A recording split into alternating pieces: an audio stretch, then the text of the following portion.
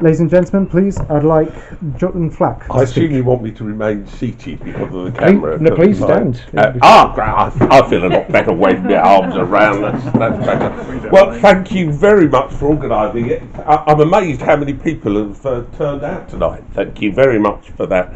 I'm particularly pleased to be in Saffron Walden, I have to say, because I cover such a huge area. But Saffron Walden is where 12 generations of Flacks were baptised, married and buried in St Mary's, just over there, if I've got my bearings right. And I'd like to say thank you for Daniel for coming along and debating with a mere amateur like me, because I'm much more a businessman than an MEP, I have to say.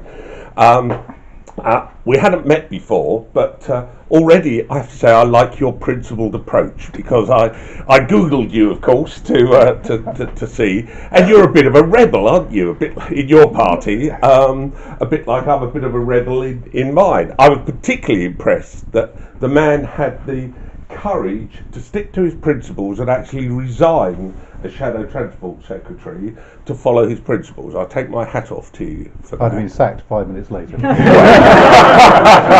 That's politics.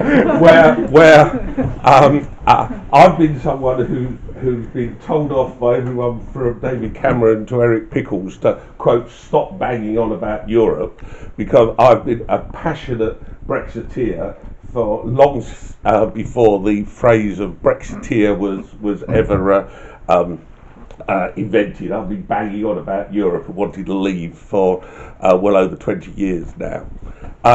It's a bit ironic that we're here in Saffron Walden and the Rab Butler Debating Society, because as two principal politicians called Rab Butler on the issue of Europe, actually abandoned his personal principles and stuck with the Conservative Party line in 1963 to just back his party and to back Macmillan's failed attempt to get us into the what was then the common market. So while we might all admire Rab Butler in other ways, it's interesting that perhaps he's not as principled as Daniel and myself. But turning to the motion itself, I think it infers that leaving without a trade deal would be bad for the UK. So I suggest that my approach to the motion was to look at it in two parts. One, whether we should leave the UK, and the need for a negotiated exit and trade deal. That was my approach. Now, because at the heart of the debate there's got to be, are we doing the right thing in actually leaving? I have a feeling that Daniel and I might perhaps disagree on that one.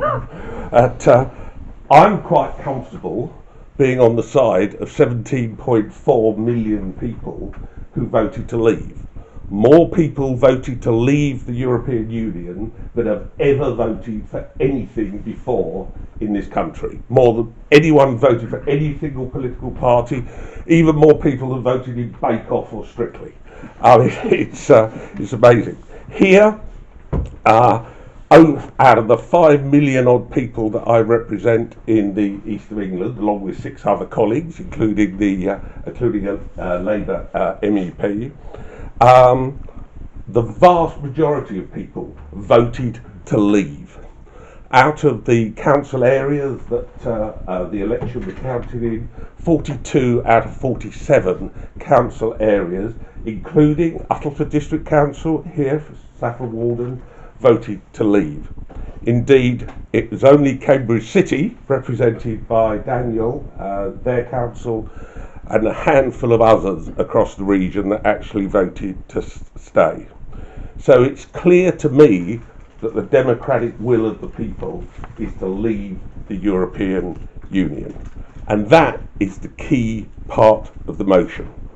Now, for those of you who are plugged in or listen or are even vaguely interested in the sort of London-centric media chatter and what you'll get on the BBC and the fun and games the journalists like to print, you might think that there was actually a bit of a debate as to whether we will actually ever leave.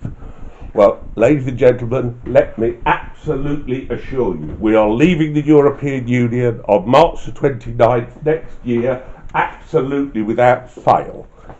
Period. That is pretty important. Hang on. Now, and I'll tell you why. At the general election last year, 90% of the people who were elected stood on a manifesto, including Daniel, that said that we would be leaving the European Union. 90% of those elected. And I'm sure that both the Labour Party and the Conservative Party will want to honour the will of the British people. The latest opinion poll I can find, the most reasonable opinion poll, YouGov, published only last week, showed still a clear majority in favour of Brexit. And indeed, as I go around the region, listening to people and talking to people, the message I get is simply, oh, for God's sake, shut up and get on with it. And that's the message we get. People have moved on. They're thinking about other things now. They wonder why we haven't already left the European Union. And indeed, I do. So, ladies and gentlemen, either with or without a trade deal, we are leaving. But let's concentrate on the trade deal part of the motion. Does it actually make any difference what sort of trade deal we have? Every Conservative MP stood at the general election last June on a manifesto that said, I want the exact words, the negotiations will undoubtedly be tough and there will be give and take on both sides, but we continue to believe that no deal is better than a bad deal for the UK. Now, if you think about that, surely that is an approach that we could all agree on. I'm a businessman. I've spent 40 years making deals. Surely anyone from, a kid in the school playground swapping conkers or swapping marbles, if they still do such things, understands you don't give away all your negotiating strategy at one time. You don't open your hand and say, well, this is what I can offer, now what are you going to do about it? It's a negotiation. I know that the government is approaching the negotiations in good faith. I know that the government believes that a future partnership is in the interests of both sides. A good case can be made for retaining some access to the single market, so long as the terms are right, but no case whatsoever can be made for staying in the customs union. But the terms have to be right. I would say the deal has to be much better than what we would get otherwise on world trade terms. It must be better, or it would be better for the UK to take those instead. I can see that I'm going to run massively over time. I can see this threatening timer running here, so I'll have to skip a bit here. A lot of nonsense is talked about the World Trade Organization, so I just want to give you 5 little facts straight from what does this great bogeyman of the World Trade Organization talk about? Its 5 platforms are trade without discrimination, free or at least freer trade, gradually through negotiation between independent countries, predictability, so countries and businesses could know what the playing field is, they know what they're getting through transparency.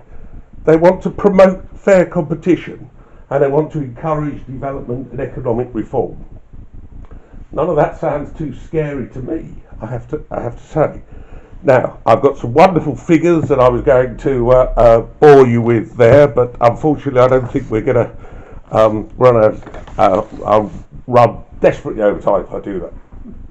But the idea that in these negotiations we are supplicants, that somehow we're desperate to make a deal, that we've got no other option but to sign what is put in front of us, is simply not compatible with the figures. We should continue the negotiations confidently and frankly, looking at our friends and allies in the face, hope to get a good deal for Britain, which could also be a good deal for the EU 27. But we should not be afraid to walk away with no deal if a good deal is not possible. So the key thing is we leave and we leave properly on the 29th of March, that is what would benefit the UK. With a deal, without a deal, either way, it will be a huge benefit to the UK. I beg to support the motion. Thank you.